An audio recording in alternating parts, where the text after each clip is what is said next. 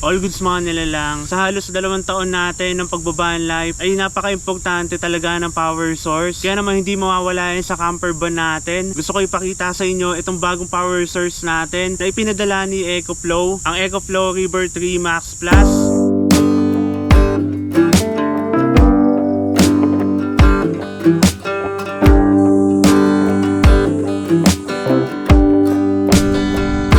Habang umiikot sa Pilipinas, nitong mga nakaraang araw ay gamit ko na to. Mukha lang siyang malaking tignan dito sa video natin, pero sa personal ay napakaliit lang nito. Mas malaki pa nga si Kai sa kanya. Solid to men. At ganitong power station yung talagang pumukaw sa attention ko. Kaya River 3 Max Plus ang tawag sa kanya dahil binubuo ito ng 2 bahagi. Ang River 3 Plus, ito ang pangunahing power station niya. Meron na tong 286 watts-hour na base capacity. At ito naman ang EB600 na extra battery, isang external battery na idinadagdag para mas mapalaki ang capacity nito kapag pinagsama na ang River 3 Plus at itong EB600 ay nagiging River 3 Max Plus na. Kapag magkasama na itong dalawang to ay magiging 858 watt-hour na. At dahil nga meron 600 watts at 1200 watts na X-Boost ay kayang-kaya nito paandarin ng mga appliances na dala-dala natin dito kay Homey.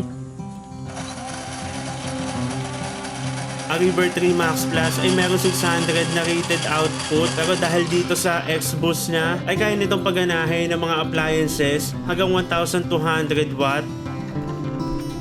Kaya naman napapagana ko din itong mga pangkape natin. Medyo matataas kasi ang mga wattage nito. Nag-range ng 1000 to 1500 watt. Lalo na tong kettle, malakas siya sa kuryente. Pero dahil dito sa X-Boost ay napagana natin to. Napapagana ko to gamit itong application ng EcoFlow.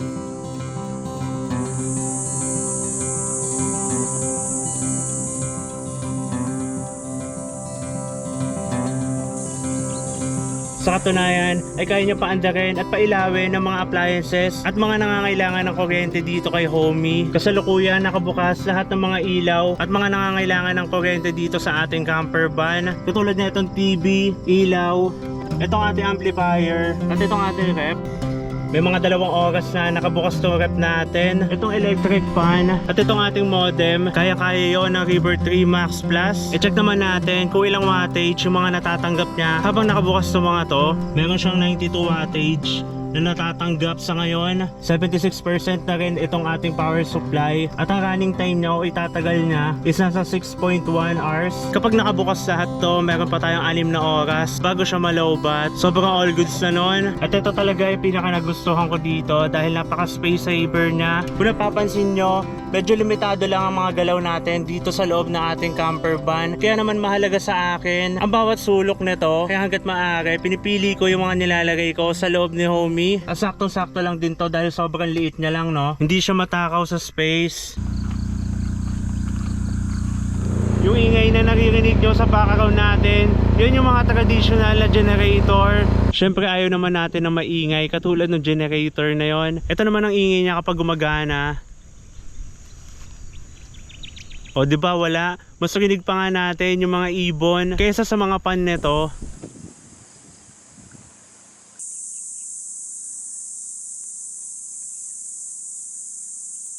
Syempre kailangan natin na maraming charging ports. Kaya naman all goods din na maraming charging port na available dito sa River 3 Max Plus. Meron 2 USB Type A at meron din isang USB Type C. At dito naman sa kanyang smart battery ay may available din na isang USB Type C. Karamihan sa mga gadget ko ay naka USB Type C na siya. Kaya naman all goods yun, no? At dito naman sa likuran meron 2 AC ports at hindi mo na kailangan ng ganitong adapter para maisaksak to dyan. Dahil kahit yung mga ganitong saksakan ay pwedeng pwede sa kanya.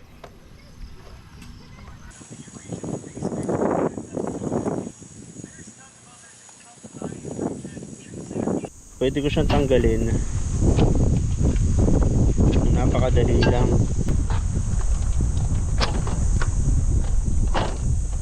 Ito naman yung pin na kumo-connect sa kanya.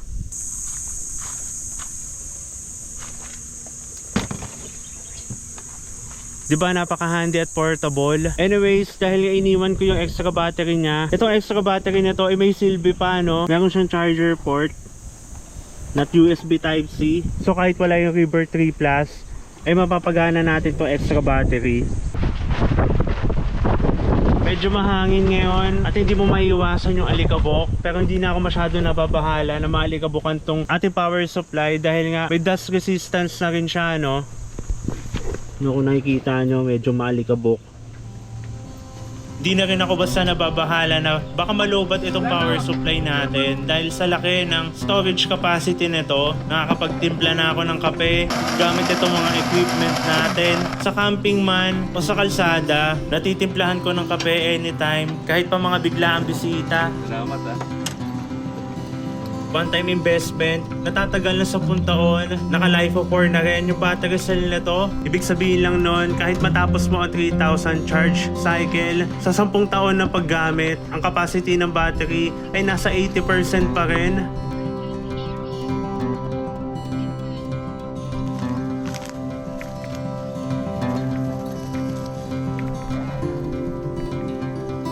At dahil nga magaan, ay nadadala ko siya kung saan man ako pupunta.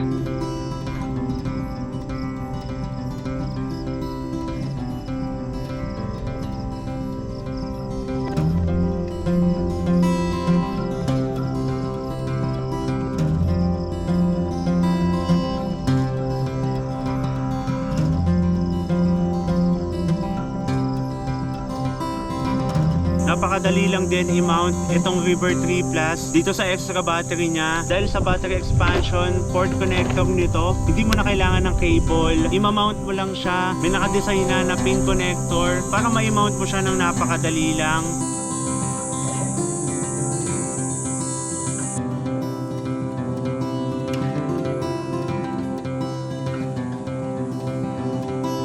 Meron na kasi ako mga nasira noon ng mga power banks dahil napasa siya at dahil napasukan ng alikabok. Pero nakakatawa lang din to, men, dahil meron siyang IP54 na water and dust resistance. Fireproof na din, hindi basta-basta masusunog. At kahit pa na malaglag to sa taas na 3 feet ay hindi basta-basta masisira. Ngayon, kung gusto talaga natin malaman kung sa 3 feet na yon is hindi siya masisira, ibabagsak natin to.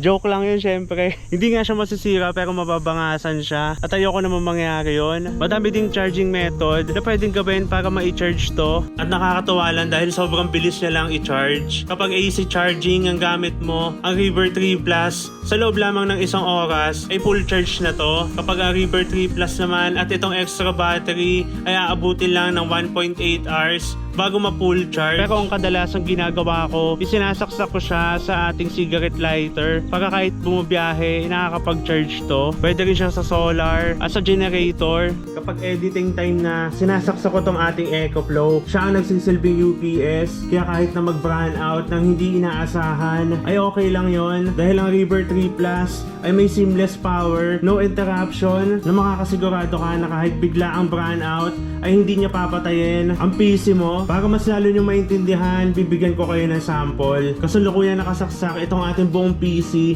dito sa EcoFlow. At ito siya. At itong EcoFlow naman natin ay naka-charge dito sa saksakan ng ating bahay, which is ito.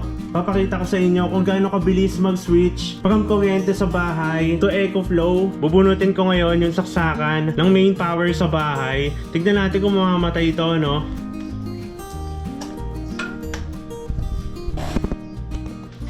Nag-automatic switch na siya at hindi namatay yung PC natin.